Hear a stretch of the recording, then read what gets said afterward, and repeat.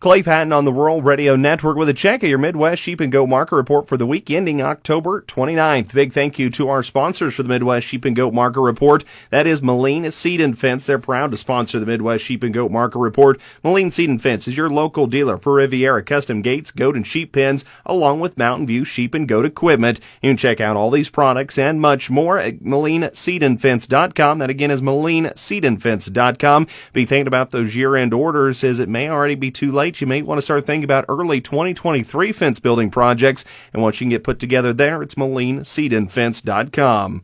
Now, for the week ending October 29th, the Midwest Sheep and Goat Market Report continued on mostly steady to the prior few weeks. In the South, though, I will note those lightweight slaughter and feeder lambs really seem to catch a nice upswing. They were about $20 to $25 higher week to week. Heavy slaughter goats, so really across the trade area, 10 to 20 a hundredweight softer. There were a couple of sales that actually even noted them softer than that, about down 30 to 40.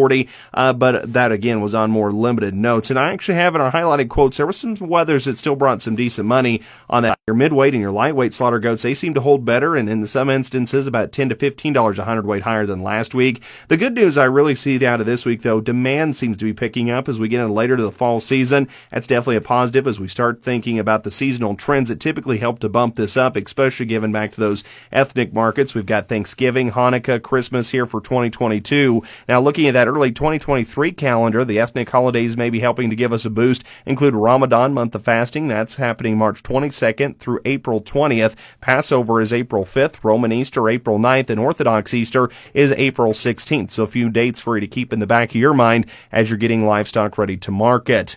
As a whole, though, the livestock market really seemed to have a very positive week. And I go back to the cattle market as well. The fed cattle market really moved sharply higher this week. Fed cattle trading on a live basis up to $1.50, on a dress basis up to $2.40. So it was 2 to 5 higher than the week's prior weighted averages, again, in the cattle market. So positive sign there. Even with higher grain inputs, feed inputs, feeder cattle have also been pretty hot during this fall run for those high quality cattle.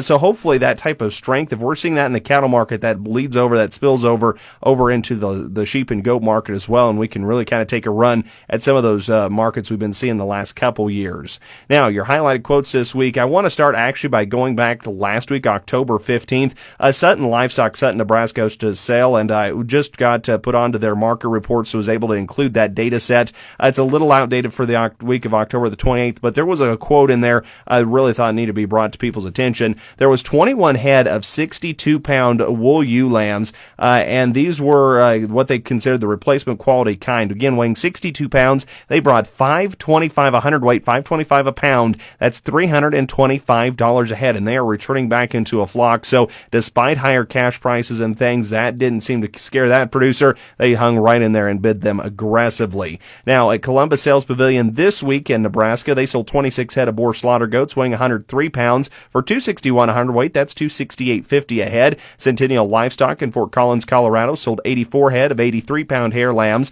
for $232 a hundredweight. That's $193 a head average. The upper end of the draft bringing $260 a hundredweight or $215 a head. Centennial also sold 126 head of 74-pound slaughter goats for $178 a head, or about a $240 a hundredweight average. The upper end of that draft bringing $200 a head. That's $270 a hundredweight. Sioux Falls Regional Livestock selling 11 head of 58-pound wool lambs for $267 a hundredweight. That's $154 per head average. The upper end of the draft bringing $295 a hundredweight, $171 a head. Also at Sioux Falls, this is where we have those weather goats. It was just 2 head of them. It was one lot, but they weighed 105 pounds, and they brought $305 a hundredweight. That's $320 a head.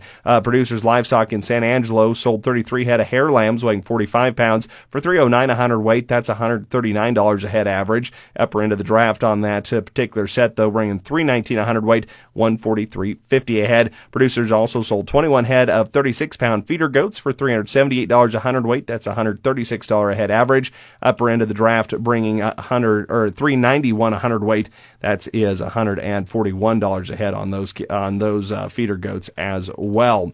Now let's go over to your retail data out on the week. For the week ending October 28th, USDA retail meat data showed that lamb and veal, USDA continues to lump those two together, but the activity index overall was 41.6% higher. It's a nice weekly increase. Feature rate was up 4.5%. Special rate on lamb and veal up 3.9%. Both lamb and veal cuts were sharply higher. For the week, though, for lamb. Roast and chop saw a lot more ad space than they have in the last couple weeks. Lamb features offered more ad space as well to loin chops and boneless leg. In terms of the broader commodity picture this week as well, overall commodity traders seemed really kind of hesitant to build into the ag build positions in the ag, whether it was bullish or bearish. The uneasiness in the market seems to be stemming from we've got to get to November. We've got to get our head wrapped around to some data that's going to be coming out in November. We'll get out more information on U.S. harvest. We'll get out that November WASDE. That's going to include a lot because harvest has really rolled along this last week. Corn harvest was almost 3/4 of the way. Soybean harvest over 80% complete. So we'll have a lot of harvest data hopefully by the November WASDE report. We'll also start getting out that early information on how South America's current growing season's going. We're going to get out the latest interest rate thoughts from the Federal Reserve. Likely they'll raise interest rates at least one more time as well. U.S. midterm elections are occurring in less than 2 weeks. Of course, politics always makes the markets a little nervous.